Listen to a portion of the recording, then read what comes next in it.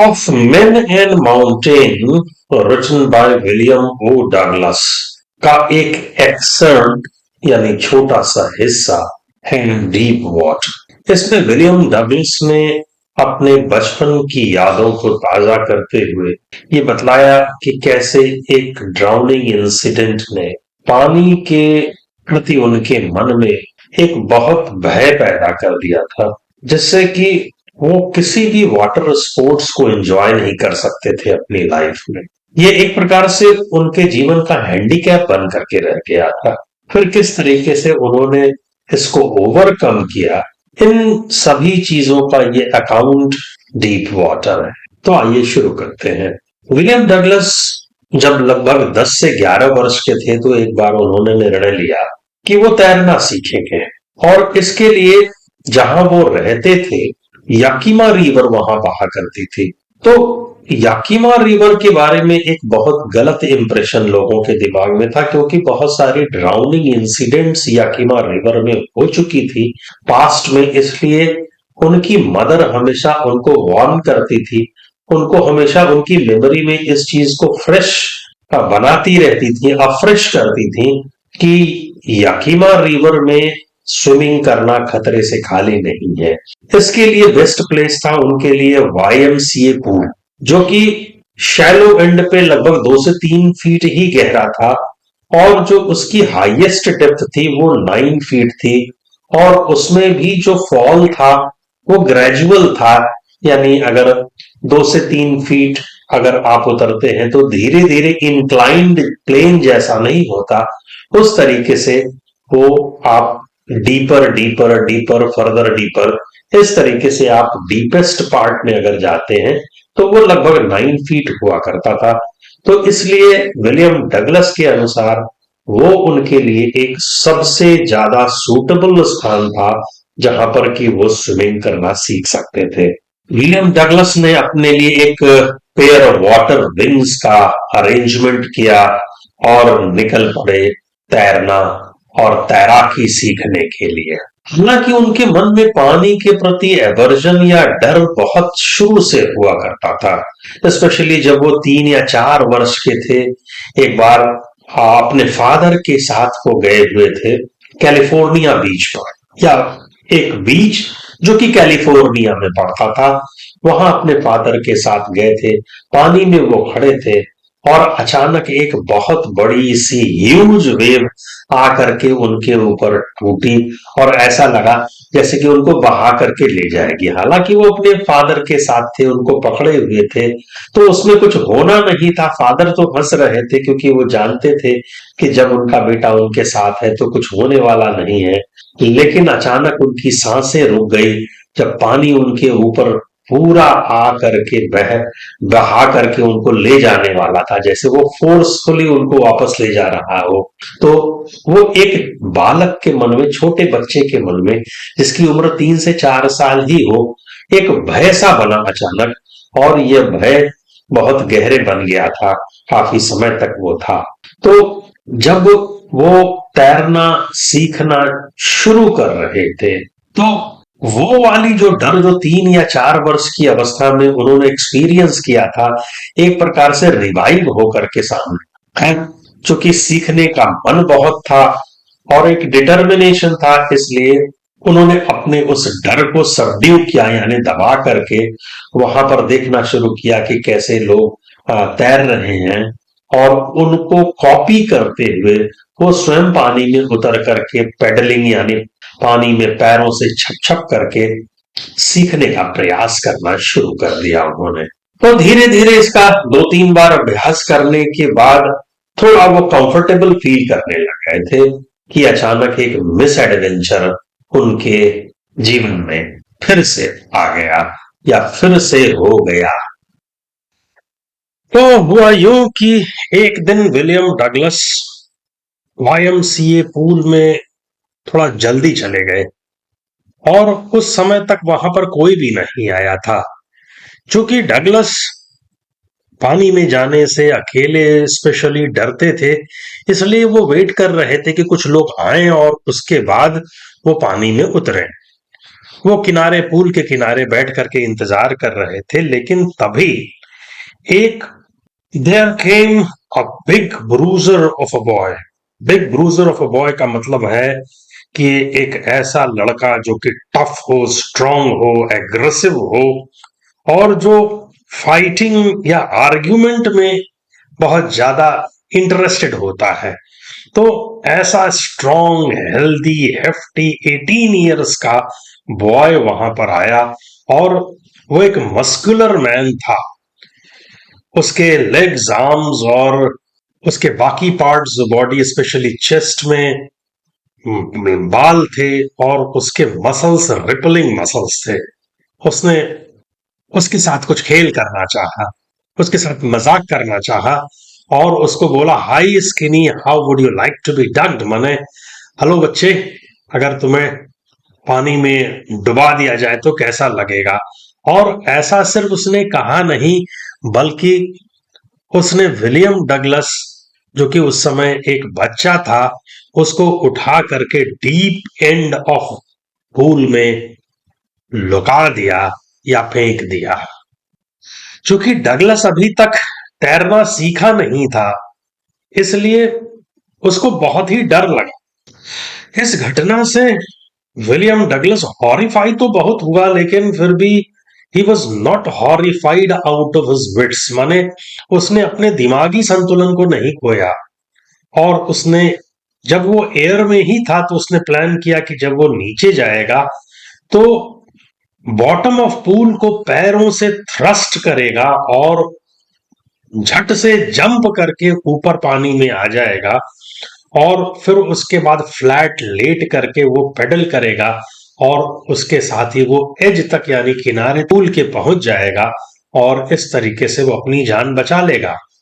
लेकिन सोचने और होने में बहुत फर्क था। जब वो पानी पर लैंड किया और उसके बाद नीचे जाने लगा, तो जो 9 फीट डेप्थ था, वो उसको 90 फीट के बराबर लग रहा था। और जब वो पानी में नीचे एकदम बॉटम में पहुंचा, तब तक तो उसके लंग्स जैसे लग रहा था कि फट जाएंगे, बर्स्ट कर जाएंगे। खैर, उसने अपना सारा का सारा जो स्ट्रेंथ था, करेज था, उसको समन किया, माने उसको बुलाया, यानी उसको इकट्ठा किया, और फिर तेजी से यानी फोर्सफुली पाइल्ड बॉटम को थ्रस्ट किया। तो उसने तो ये सोचा था कि वो एक कॉर्क की तरह जंप करके ऊपर सडनली आ जाएगा, लेकिन ऐसा हुआ नहीं। वो पानी के ऊपर धीरे धीरे, और जब वो ऊपर आया तो उसका पूरा शरीर नहीं आया था, सिर्फ उसके नाक बाहर आए थे, उसकी आंखें बाहर आई थी, मुंह उसका अभी भी पानी के अंदर ही था, और इस बीच वो बुरी तरीके से सफोकेट कर रहा था। उसने हाथ पांव इधर उधर मारे, लेग्स मारे, लेकिन कुछ नहीं होने वाला था। और एक बार फिर वो पानी के नीचे जाने लगा, लेकिन फिर भी वो अपने प्लान को नहीं भूला था, और जब वो नीचे जा रहा था तो फिर से उसने वही प्लान सोचा, वही प्लान दोहराने की सोचा कि जब मैं नीचे पहुंचूंगा तो पैर से बॉटम को थ्रस्ट दूंगा, और इस तरीके से ऊपर आकर के बचने का प्रयास करूंगा। लेकिन फिर से उसका नीचे जाना और थ्रस्ट देने के बाद ऊपर आना, इस बार भी कुछ भी इफेक्टिव नहीं रहा, और साथ ही साथ डर ने और जोर पकड़ लिया। अब तो उसके हाथ पांव सभी सुन्न पड़ रहे थे, दिमाग में एक अजीब किस्म का, सर में एक अजीब किस्म का टपकन या थ्रॉबिंग चल रही थी, बुरी तरीके से पेन कर रहा था उसका हेड। लेग्स वगैरह एकदम जैसे पैरालाइज हो रखे थे, लंग्स बर्स्ट कर रहा था, और बुरी तरीके से टेरर ने उसको अपने ग्रिप में ले लिया। वो अपनी मां को हेल्प के लिए पुकारना चाह रहा था, लेकिन उसकी आवाज सिर्फ पानी तक ही सीमित थी, कुछ भी नहीं हो रहा था, और न कोई उसकी हेल्प करने को या मदद करने को आ रहा था। अब तीसरी बार भी विलियम डगलस पानी के नीचे फिर से जाने लगा और उसकी अब हिम्मत जवाब देने लगी, उसके सेंसेस जवाब देने लगे। अब वो लगभग अनकॉन्शियस स्टेट में जाने लगा और इस अनकॉन्शियस स्टेट में जाने से पहले जैसे उसका सारा का सारा डर खत्म हो गया, टेरर खत्म हो गया, पैनिक खत्म हो गया। अब उसके दिमाग में एक अंधेरा सा, एक शांति छाने लगी। वह सब कुछ भूल गया और ऐसा लगा कि उसके जीवन का अंत हो गया। The curtain of life fail. जब उसकी आंखें खुली तो बहुत सारे लोग उसको घेरे हुए थे और वो पेट के बल लेटा उल्टी कर रहा था। कुछ लोग उस लड़के को डांट रहे थे, लेकिन थोड़ी सी देर के बाद आराम कराने के बाद लॉकर रूम में उसको घर भेज दिया गया और उसके बाद वो उस पूल में कभी वापस नहीं आया। बहुत दिनों तक ये फियर उसके दिलो दिमाग पर चढ़ा रहा और जरा सा भी एक जर्सन उसको एकदम जैसे उसकी नीज और हैंड्स सारे कांपने लगते थे और जैसे उसके पेट में कुछ चलने लगता था। वो पानी से डरने सा लग गया और अगर हो सकता तो हमेशा वो वाटर बॉडीज के पास में जाना भी अवॉइड करता था। कुछ दिनों बाद उसको कैस्केड्स, टिएटन और बम्पिंग रिवर, वार्म लेक, इन सब में जाने का मन करता जिस तरीके से कि लोग करते थे। लेकिन जब भी उसने प्रयास किया वो पूल वाला डर एकदम से वापस आ जाता जैसे उसके दिमाग में, और उसका हाथ और पैर दोनों एकदम सुन्न पड़ जाता जैसे icy horror would grab his heart. एकदम जैसे वो चिल सेंसेशन दौड़ जाता और हाथ पांव जब सब सुन्न हो जाते और वो ये काम कर नहीं पाता था। और इस तरीके से वह डर जो है उसके जीवन में एक हैंडीकैप बन करके आया और इस हैंडीकैप के कारण वो किसी भी प्रकार का वाटर स्पोर्ट्स एंजॉय ही नहीं कर सकता था, such as swimming, boating, canoeing, fishing, surfing. वो बिल्कुल भी नहीं कर सकता था क्योंकि वो तो वाटर बॉडीज के पास तक भी जाने में डरता था। तो इन सबको करने का तो कोई प्रश्न ही नहीं उठता। लेकिन ये हैंडीकैप उसे बहुत खल रहा था और वो इस हैंडीकैप को लेकर के बहुत लंबे समय तक कैसे जिएगा उसको समझ में नहीं आ रहा था। वो किसी भी तरीके से इसको ओवरकम करना चाहता था, इस फियर से वो निजात पाना चाहता था। और एक दिन उसने डिसाइड किया कि वो तैरना सीखेगा और वो महीना था अक्टूबर का। उसने एक ट्रेनर और या कह सकते हैं इंस्ट्रक्टर अपने लिए अपॉइंट किया। इंस्ट्रक्टर ने उसे लगभग 6 महीनों तक धीरे धीरे ग्रेजुअली टुकड़ों में स्विमिंग की बारीकियों को सिखाया। साथ ही साथ धीरे धीरे उसका अब डर भी कम हो रहा था और फाइनली एक दिन अप्रैल मंथ में इंस्ट्रक्टर ने कहा कि अब भाई मेरा काम तो समाप्त हुआ, अब प्रैक्टिस तुम्हें करनी है। विलियम डगलस के लिए इंस्ट्रक्टर का काम तो खत्म हो चुका था, लेकिन निश्चित रूप से उसका काम अभी बाकी था और उसे अभी भी पूरा विश्वास नहीं था कि बिना इंस्ट्रक्टर के जब वो अकेले पूल में तैरेगा तो वो डर उसके पास वापस आएगा कि नहीं। खैर उसने ट्राई किया। Even in the absence of the instructor उसने पूरे length of the pool from one side to the other side वो स्विम करके गया और आया। और इस बीच हल्का सा टेरर उसको प्रीवियस वाला लेकिन मिनिएचर में यानी बहुत थोड़ी मात्रा में वापस आया, उसको महसूस हुआ। लेकिन इस बार फर्क यह था कि वो टेरर की आंखों में आंखें डाल करके जैसे बात कर सकता था, और उसने बात किया भी और कहा कि oh mister terror, you want to make me afraid, you want to terrify me, no you can not. और एज अ रिजल्ट वो टेरर वहां से पलायित हो गया, यानी भाग गया, यानी उसका डर जाता रहा। तो इस तरीके की प्रैक्टिस उसकी अप्रैल महीने से लेकर के जुलाई महीने तक जारी रही, लेकिन फिर भी वो पूरी तरीके से अभी सेटिस्फाइड नहीं था, क्योंकि ये सारे तो नेचुरल वाटर बॉडीज जैसे पूल्स होते हैं, वो नेचुरल वाटर बॉडी तो है नहीं, वहां पर एक सेफ्टी होती है, क्योंकि वो बहुत गहरे भी नहीं होते। तो उसको तो अभी पूरा परफेक्शन चाहिए था कि किसी भी तरीके की वाटर में, यानी may be in the rough waters, if he tried, he needed to succeed. He wanted to make himself a perfect swimmer, and therefore he needs to try, or he needed to try at many other places. तो इस तरीके से उसकी practice अप्रैल महीने से लेकर के जुलाई महीने तक जारी रही, लेकिन फिर भी वो बहुत सेटिस्फाइड नहीं था। बहुत सेटिस्फाइड इस सेंस में नहीं था कि वो नेचुरल वाटर बॉडीज में जब वो तैरे और पूरी तरीके से भय मुक्त हो, जब तक ऐसा नहीं हो जाता उसे आराम नहीं करना था, और वो बहुत कॉन्फिडेंट था नहीं कि ऐसा होने जा रहा है।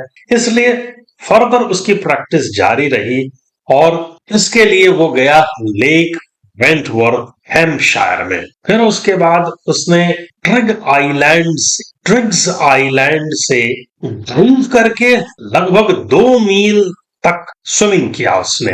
स्विमिंग के अलग अलग स्ट्रोक्स जैसे crawl stroke, breast stroke, side stroke, back stroke, सभी उसने आजमाए। और इस बीच सिर्फ एक बार वो पुराना टेरर उसके पास वापस लौट करके आया, यानी रिटर्न हुआ, स्पेशली तब जब वो मिडल ऑफ द लेक में था, यानी लेक के बीचों बीच था, और उसने अपना फेस पानी के अंदर किया। उसने देखा कि एकदम बॉटमलेस वाटर उसको दिखलाई दे रहा था, और फिर वही पुराना सेंसेशन जैसे कुछ सेकंड्स के लिए लौट करके आया। लेकिन फिर उसने अपने आप को संभाला, हंसा, और हंसते हुए फिर से जैसे उसने टेरर को पर्सोनिफाई करते हुए बात किया उससे कि well mister terror, what do you think you can do to me? Well mister terror, what do you think you can do to me? Nothing. And finally what happened? It fled and he swam on. Terror महाराज भाग गए, और फिर से वो तैर करके आगे निकल गया। इस घटना के बाद भी वो फुली कॉन्फिडेंट नहीं था, अभी रेजिडुअल डाउट्स उसके मन में थी, माने बहुत थोड़े थोड़े डाउट्स अभी उसके मन में बचे हुए थे कि वाकई में वो एक परफेक्ट स्विमर अभी तक बन पाया है कि नहीं। क्या गारंटी थी कि वो डर फिर से एक बार लौट करके न आ जाए। तो इस चीज को पक्का करने के लिए कि डर पुनः अब वापस न आए, उसने और कई प्रयास किए। उसने स्विमिंग किया टिएटन से कोनार्ड मीडो तक, कोनार्ड क्रीक ट्रेल से लेकर के मेड ग्लेशियर तक, और उसके बाद उसने वार्म लेक के साइड पर भी कैंप किया, और वहां पर भी उसने स्विमिंग की काफी प्रैक्टिस की। और अंत में जब उसने देखा कि इन सभी जगहों पर वो डर नहीं वापस आया, तो उसके खुशी का ठिकाना न रहा। खुशी के मारे वो जोर जोर से चिल्लाने लगा, और उसकी आवाज गिलबर्ट पीक पर जैसे एको कर रही थी, गूंज रही थी। खुशी के मारे वो पागल हो उठा था। उसने वाकई में फियर को कॉन्कर कर लिया था। इस लेसन की कंक्लूडिंग लाइन में विलियम डगलस कहते हैं कि जो ये एक्सपीरियंस मैंने हासिल किया उसका एक बहुत गहरा मतलब था मेरे जीवन में, और ये वही समझ सकता है, वही व्यक्ति समझ सकता है जिसने कि ऐसे भय का एक्सपीरियंस किया हो और बाद में उसके ऊपर विजय प्राप्त किया हो। वही इसको अप्रिशिएट कर सकता है, वही इसको समझ सकता है। डगलस के अनुसार in death there is peace, there is terror only in the fear of death. मतलब साफ है, डेथ में तो पीस है ही है। हमने देखा कि जब William Douglas finally unconscious state में जा रहा था, यानी एक बार आप ये कह सकते हैं कि वो मृत्यु के एकदम करीब था, या कह लें कि मृत प्राय ही था, तो वहां पर उसके मन में पूरी तरीके से शांत भाव थे, न डर था, न कोई पैनिक था, कुछ भी नहीं था। उसने अपने सारे एक्शन, सारा दिमाग, सब कुछ बंद कर दिया था, और चारों तरफ एक अंधेरा सा, एक शांति सी छा गई थी।